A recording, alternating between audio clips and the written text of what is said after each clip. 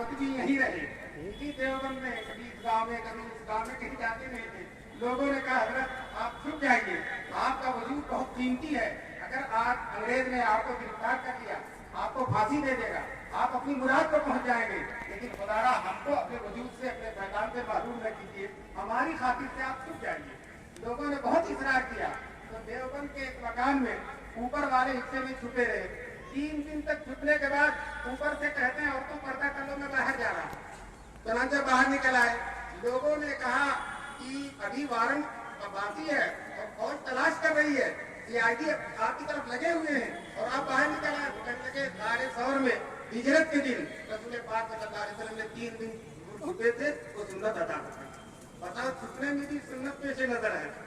Iran पे जो है एक दिन छत्ते की मस्जिद में बैठे हुए थे, उस वक्त दारूम नहीं था, लेकिन छत्ते की मस्जिद की दारूम से पुरानी है मस्जिद।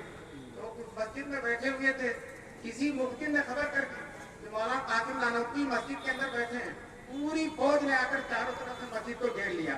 मुफ्ती ने सही खबर दी थी, हजरत को अंदाज चल गया कि मुझे घेर लिया गया, लेकिन दानाई देखिए, कीर्ति देखिए, ईमानी फरासत देखिए, वो अपनी जगह से हटकर जगह बैठ गए, जहाँ बैठे थे वहाँ आपको दूसरी जगह बैठे और सर झुका के तस्वीर पढ़ रहे हैं। और अंग्रेज फौज मस्जिद के अंदर है और इत्मीनान से फौजी के उस अफसर के हाशिए ख्याल में भी नहीं आया कि यही मौलाना कासिम होंगे, इसलिए कि मुजरिम जिसको गिरफ्तार किया जा रहा है, गिरफ्तारी के लिए घेर लिया गया है, तो घबराया होगा और बड़े इत्मीनान से पढ़ रहे हैं। मौलाना ही से पूछता है मौलाना कासिम नानोतवी कहाँ है, तो हजरत इत्मीनान से कहते यहीं बैठे थे, देख लिए कहाँ चले गए, यहीं बैठे थे, देख लीजिए कहाँ चले गए।